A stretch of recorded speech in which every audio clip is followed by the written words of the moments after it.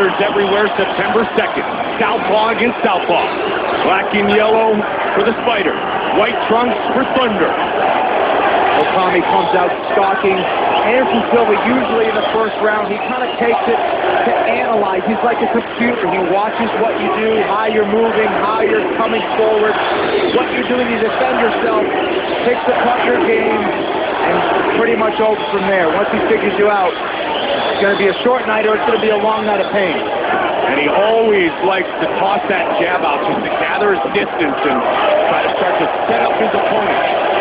Nice circular movement, not going straight back. You'll notice he's going against another southpaw, and when he does that, when Anderson goes against another southpaw, he will switch his stance. He's able to go lefty and righty, and he'll look to confuse Okami with both stances throughout the fight. It is nearly impossible to emulate Anderson Silva in a training camp because there are very few, if any, who strike like Anderson Silva. He can do so much, you know. It's not that he's the fastest striker in the world. He's not the most powerful striker in the world, but he has the best timing, and he is the most accurate striker in the world. Middleweight title on the line tonight, Saturday, September 24th. Gears of War presents UFC 135, where the light heavyweight title is on the line. Johnny Bones Jones, Rampage Jackson, plus the Hall of Famer Matt Hughes against Diego Sanchez. Live on pay-per-view, 9 in the East, 6 in the West. Coverage begins with prelims live on Spike in the U.S. Rogers Sportsnet in Canada. Check your listings internationally. Big swing by Silva. All these movements, these dancing, these feints, they're all done to try to analyze Okami. How is he reacting? Anderson Silva is putting all that information together and planning his attack for the following round. Circling and switching his stance again is the champion. Trying to close the distance is the challenger. Okami looking to use that Team Quest dirty boxing style, grab behind the head, kind of that half tie clinch, and use those uppercuts to try to rough up his opponent. But if you're going to do a half tie clinch, do not let Anderson Silva get the full tie clinch because knees will be coming up to your face.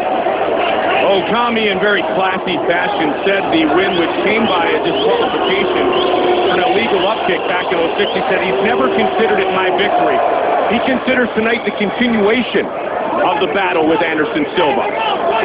They definitely have unfinished business, and you know, this is a rematch. Many years in the making. They both evolved so much since that time. That was a catchweight fight of 175. Here they are, 185, going at it for the UFC 185 belt in Rio de Janeiro. And you see that Anderson really is kind of content to stay on the cage. He is able to get underhook and turn, but he's kind of content to kind of play that tie clinch style with him.